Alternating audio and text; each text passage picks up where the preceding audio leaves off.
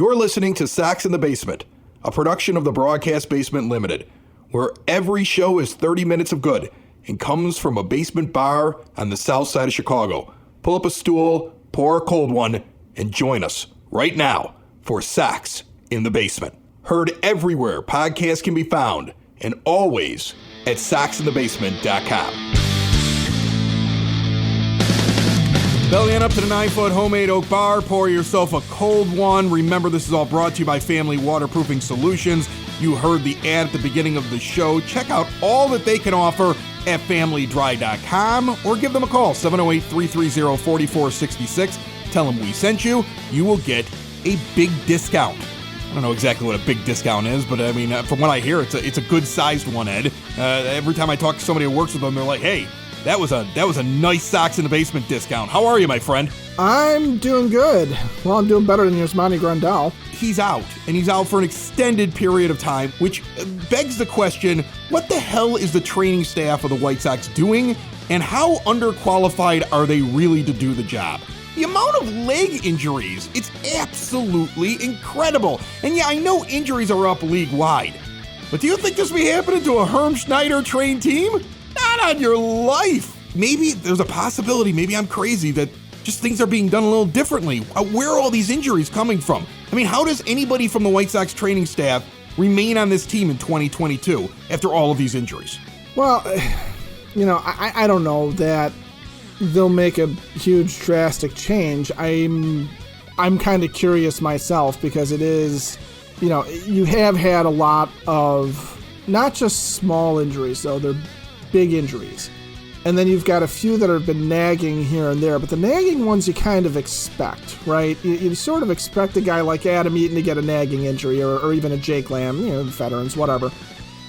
But it's how does Nick Madrigal, who is young and, you know, in presumably the shape of his life, end up with that bad of a tear? Or how do you have Adam Engel cannot get off the schneid with this injury that happened in spring training, and here we are, we're at the All-Star break practically, and you know he's still not over it. Or what about Luis Robert? Luis Robert was a running injury as well. Yeah, and that, you know, now honestly I don't know enough about hip injuries to know if that's a conditioning issue or if that was just a freak thing. You know, where you know, like Jake Berger continually ripping his Achilles was kind of a freak thing, but yeah, you know, it's another running injury. It's another leg injury that happens. Really, the only injury that I cannot pin on the staff is Eloy Jimenez. No, that's a stupid injury. That was just injury by stupidity, and that's where they need to maybe hire a mental skills coach. I believe the Blackhawks had one for years. Maybe the Sox need to look into that. I want to play a game today before we get to James Fox, and we're going to cover what the White Sox will likely do, could do, what could happen here in the MLB Draft, which is right here around the corner. It's coming up. It's just a few days away. We're going to get some predictions. We're going to get a picture of it. It's something to talk about. So James Fox from Future Sox on the show here in just a little bit. But before we do that, I kind of want to play a little bit of a game. We're recording the show, and this happens sometimes. We get a chance to sit down and talk together, and it happens to be before a bunch of expected stuff is going to happen. We know that Adam Engel is likely being activated off the IL today, but we don't know who's getting sent down, DFA'd, what the moves are going to be. So what we have to do is we have to guess. Okay, so we'll just make sure we try and get every possible transaction combination that we think is realistic, and then we'll react to it as though that's the news that actually happened. Even the unrealistic ones, but these are all possibilities. You know, I can't believe that in response to the Grandal thing, that just because of the calf injury, that they went to the Pirates and they traded for Reynolds, Frazier, and Jacob Stallings to cover all of their holes. And all it cost them, I can't believe all it cost them was Yermin Mercedes and Jace Fry. I mean, that was fantastic. Great trade by Rick Hahn. But that's not going to happen, Ed. That will never happen. That's not going to happen. The Pirates are asking way too much. That's not going to happen. I mean, I can't believe that it cost them Michael Kopech and Rick Hahn's grandchildren's firstborn. That's more likely. That's more likely what the Pirates would ask for that package. I mean, you pretty much took all of their team, right there. They want to keep some of them. That's everything. Let's keep it slightly realistic. But here we go. Adam Engel off the IL, and the White Sox have DFA'd and released Adam Eaton. How would you react to that news? I would be fine with that, just fine. I know Eaton had that double play over the weekend. He's not been what they thought they were getting when they signed him, and frankly, the guy that has been is Brian Goodwin. I think has been what they thought they were going to get from Adam Eaton.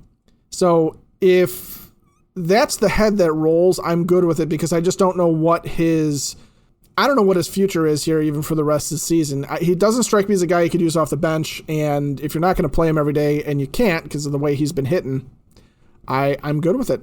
Cut bait and try and win. That's really the best move, and forget about the cash. See, I don't think it's going to happen. I think the more likely headline with the Engel coming off the IL is that Danny Mendick has been optioned to AAA. Oh, that's 100% more likely. Yeah, I don't think you're going to DFA anybody at this point with so many injuries. I think you're going to sit there and hope that Adam Eaton still has something left before you cut bait and he ends up on another team and turns it around. If he truly was injured, and look, I've been the first one, I was yelling about it a month ago, get rid of him, he sucks. All right? I'm purely fine with if you move on from him, but I don't think they're going to move on from him. I mean, look, his first 3 games back, he's hitting .272 with a walk. You know, that's the best 3-game stretch he's had in 2 months. Yeah, and when he started the season, he saved their bacon a lot, too, which, we probably shouldn't forget about that, given how dismal his season has been.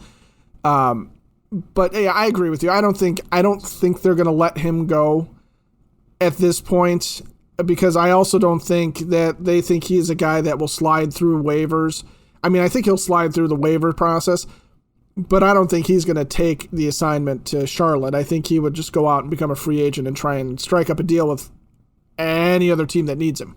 I think he would too. And you know what? Look, he may not be any big loss, but the Sox are looking at the fact that, he came back and he's put his bat on the ball a few times. He made a really nice play on the run up against the wall the other night that showed a lot more defensively from him than I've seen all year long. He knows you hate him. He knows White Sox Twitter hates him. He knows that Sox in the Basement has been talking about how he's terrible for the last month or so. Well, and he knows he's terrible this year. He knows he's been bad. I mean, I don't think ball players walk around, having just a bad year and sitting there going, you know what, though? I'm really great. I know I'm only hitting .210, but I'm fantastic. That's not... He's probably sitting there going, Jesus, this is terrible. This is supposed to be the year I prove that I'm still a viable starting outfielder in the major leagues. And I'm not. I'm really, really, crapping the bed here a little bit. Remember what Scott Merkin said when he was on this show after Eaton was signed. You can go back and find it on demand anywhere podcasts can be found. You could search it very easily with the search engine at soxinthebasement.com and find that episode. Scott Merkin pointing out that Adam Eaton pays attention to things like his image, that it got to him a little bit the first go around with the White Sox when he started to understand that people were no longer a fan of his personality, that he likes to portray himself as like a hero to children. And when he gets booed by people and when people are saying bad things about him, it got to him the first time around. Don't think it isn't getting to him now. I see a little bit more effort. He's put his bat on the ball. I don't think the White Sox move on from him. Now, we could be totally wrong because, as I said, we're sitting here before the moves are made. But I really believe it's a Mendick option or something along those lines. Sox in the Basement listeners, do the hard work. And if you're a hardworking man or woman on the South Side, you need to be outfitted properly. And that's why you should visit Red Wing Shoes in Evergreen Park, New Lenox, and Geneva. A work boots specialty store that carries sizes from 6 to 16 and feet as wide as 4E. A 115-year-old company that came out of Red Wing, Minnesota, and one of its largest stores in the entire Midwest is in Evergreen Park, Illinois, ever since 1976. When you're on your feet, the footwear is everything. So why not get an expert fitting? They warranty, repair, and offer free conditioning with laces. And they also carry Carhartt work clothing as well. Located at 3347 West 95th Street in Evergreen Park, Illinois, at 208 East Maple Street on Route 30 in New Lenox, or at 1749 South Randall Road in Geneva. Visit them today. You work hard. You've earned it. Red Wing Shoes.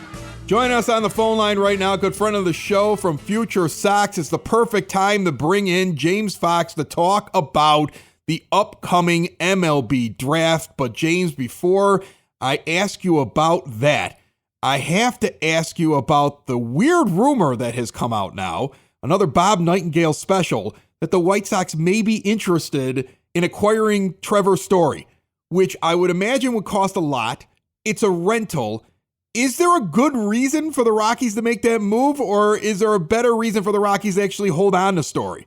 So what I've been saying about the whole thing is it kind of depends on like who's running the Rockies and, you know, like who is making the decision. Like the Rockies fired their general manager. I think one of their longtime executives is like running the draft and doing some other stuff. You know, Bud Black's the manager, and that owner, Dick Monfort, I think his name is, he's done some questionable stuff. I mean, he's been cheap in the past. Some Reinsdorfian tendencies, I guess I would like to say. I feel like every time I come on this podcast, I take a shot at Jerry. I'm sorry.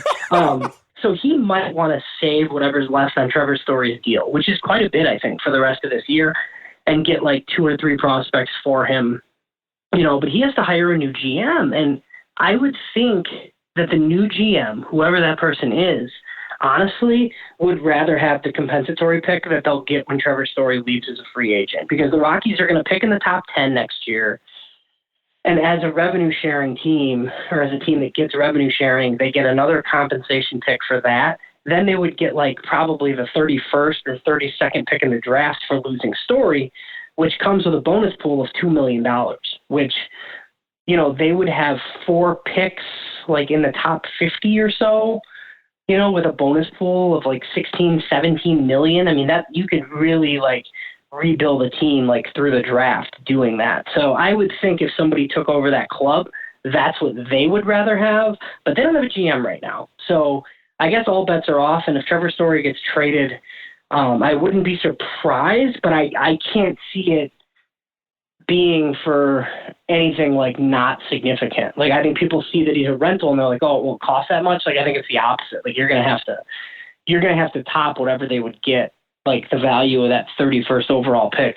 And I think that value is pretty high. So I doubt he moves, but if that info is out there and it's out there from Bob Nightingale, like there's a reason why the White Sox want it out there.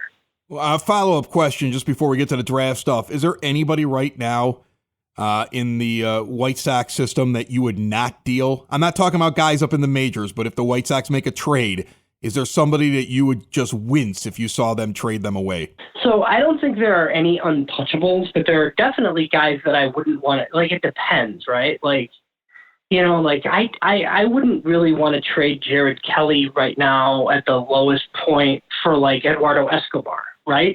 But I mean, look, if it takes Jared Kelly in a package to get Adam Frazier, like I'm good with that. Like everybody should be good with that. Like these high school arms are so far away, and you know, nobody should be prospect hugging to the point where like you'd think guys are untouchable, but you don't want to trade all your guys for minimal upgrades. That's where like they'll run into problems. All right, let's talk draft now. And this is weird for White Sox fans after the last couple of years because we're drafting towards the back of the first round. I think, what do we have here, the 22nd overall pick? This is no longer top 10 draft picks, which is a good thing. It means your team's doing well, but it's got to be harder for you and the guys over at Future Sox to figure out who they're actually going to end up with when this draft starts this weekend. Yeah, so I already have fears of like, you know, I think we wrote up by the time the draft starts Sunday, we'd have written up 25 prospect profiles. So, you know, of all the 4 major demographics, high school position player, high school pitcher, college position player, we've written up about 25 players. Are over at the website. You can check those out today or any day that you go over there. Max Muncy is, you know, not that Max Muncy from the Dodgers. There's another Max Muncy from Thousand Oaks, California, a high school shortstop. His is on the website today.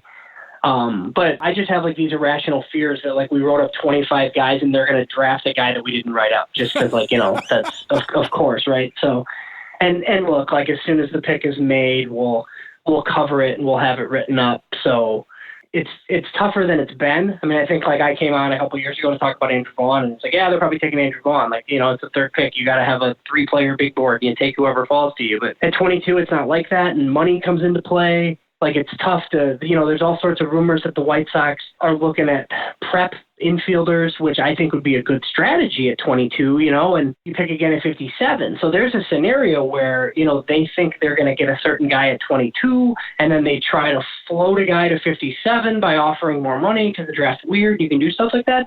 But all of a sudden, if some dude that was supposed to go in like the top 10 is there at 22, you might have to pivot and take him. So that's where like being at 22, it's a little bit different. And it's not football or basketball where you can like trade picks. So pretty sure if you pay attention over the next few days, like the intel that teams start giving at the top kind of becomes more etched in stone because nobody can trade up in front of you and take your guy. So like, it's not really that big of a deal if you're more honest than maybe they will be in some of the other leagues. Okay, so break this down for everybody because I get confused by this. The way I understand it is, guys get drafted depending on where they're drafted. There's like a slot. There's like a position where like this is what they should make.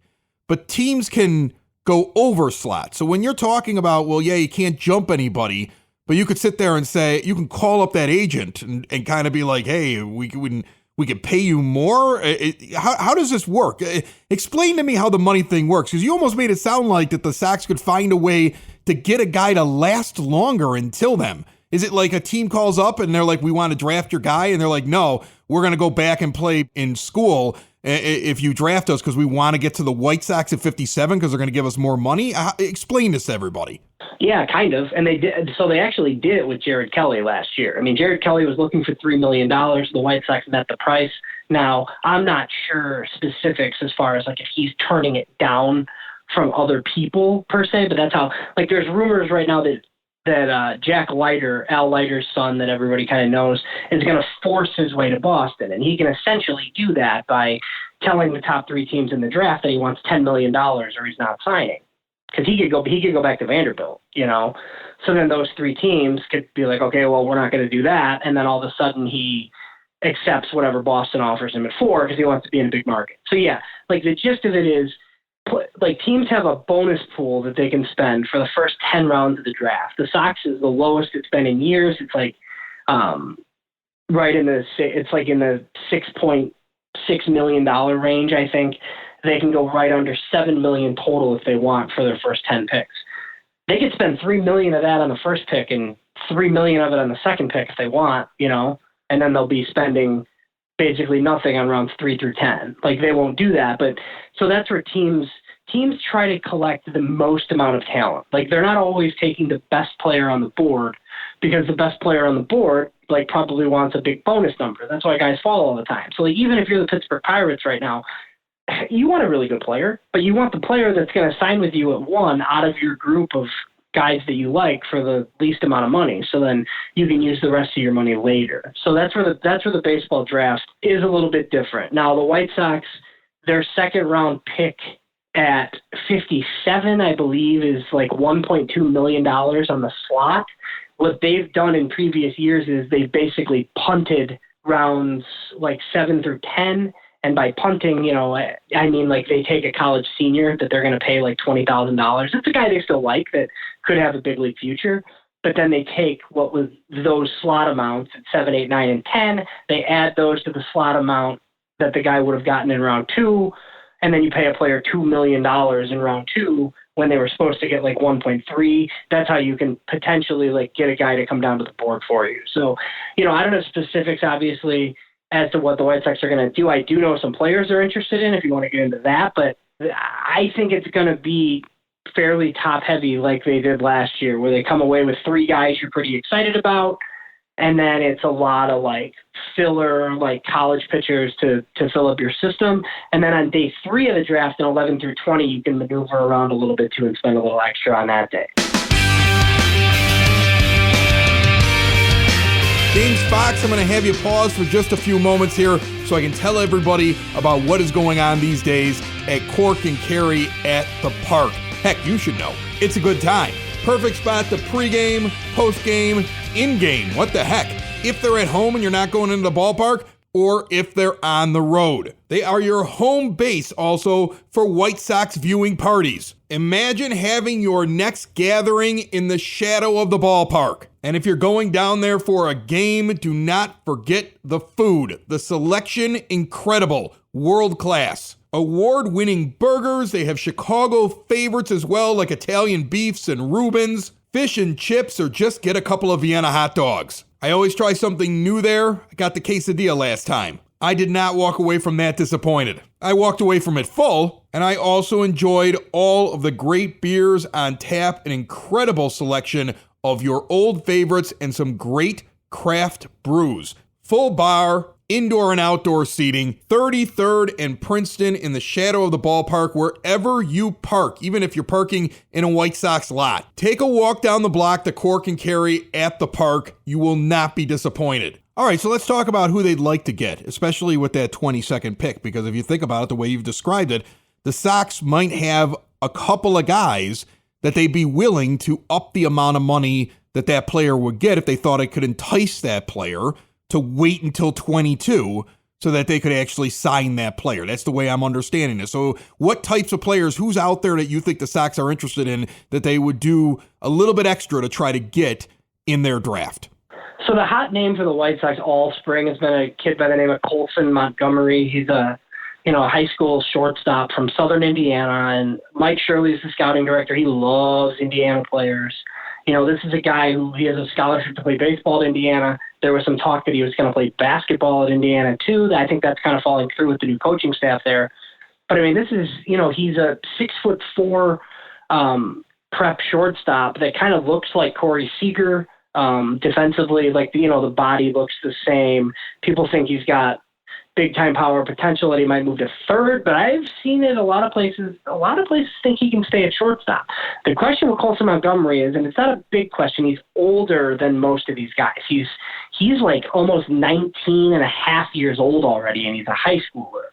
So, like, he'll get, like, a lot of teams will have Colson Montgomery off their board for that reason, because they'll consider him old.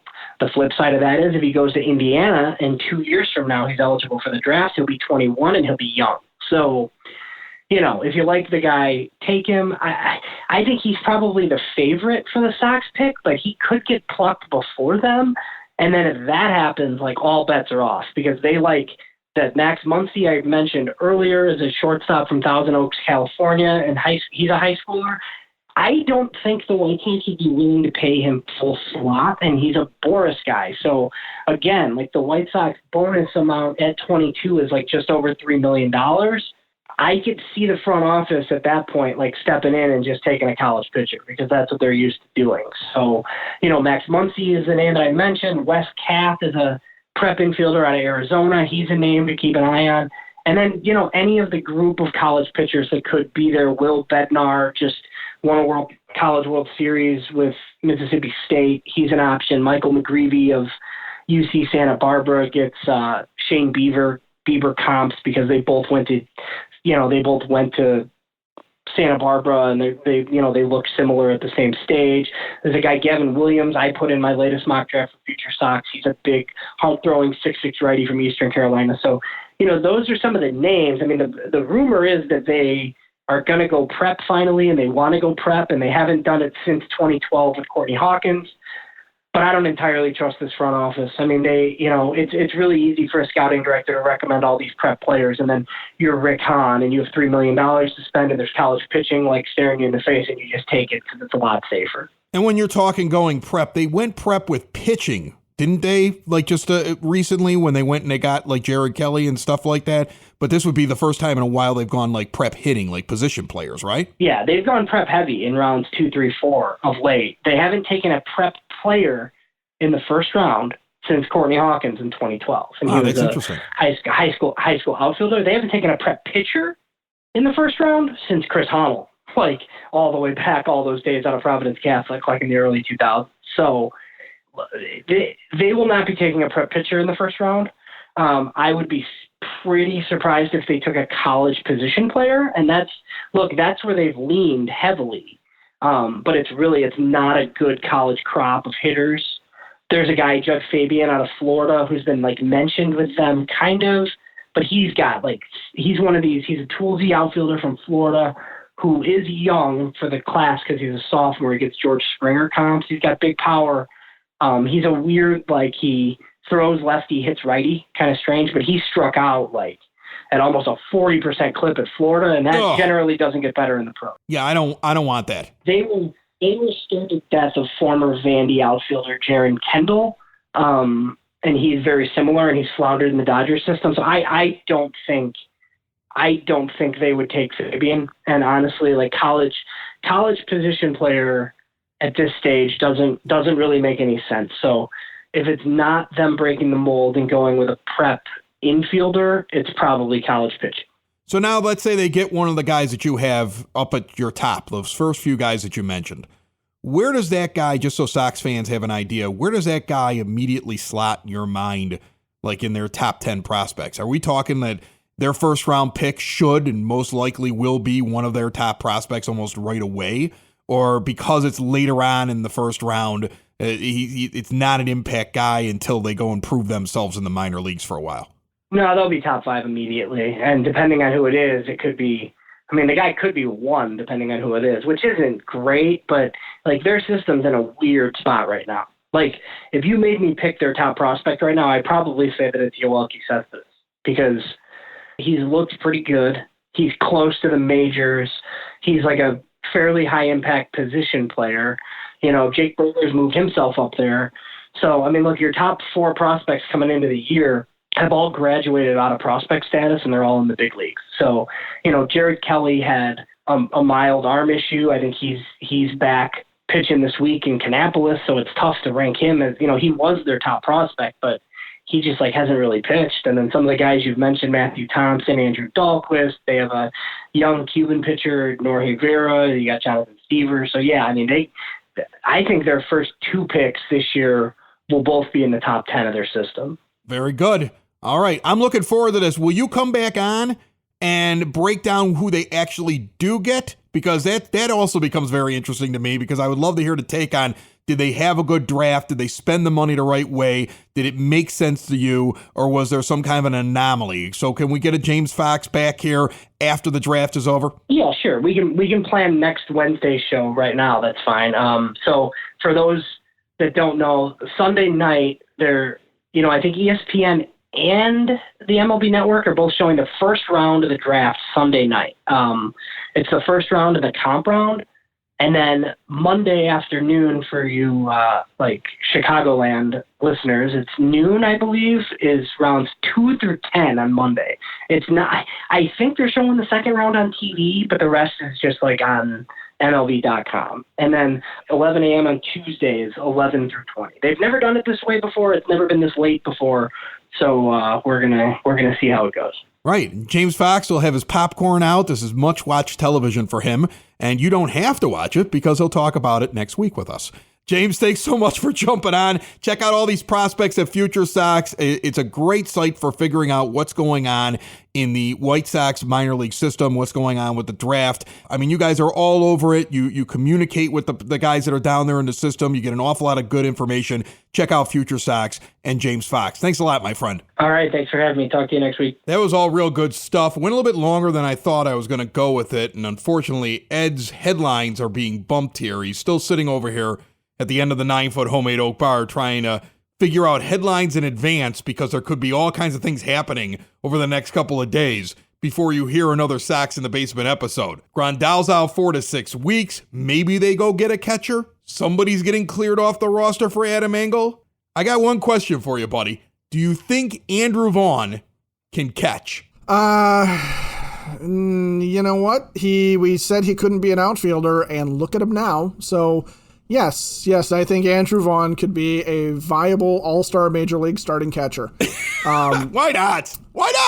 Yeah, I would rather they did that instead of what they did, which was somehow drag David Ross out of retirement, he quits being the Cubs manager to come back and catch for the White Sox now. I didn't see that coming at all. That was a weird headline. I'm glad we got that one in, man. That might actually happen.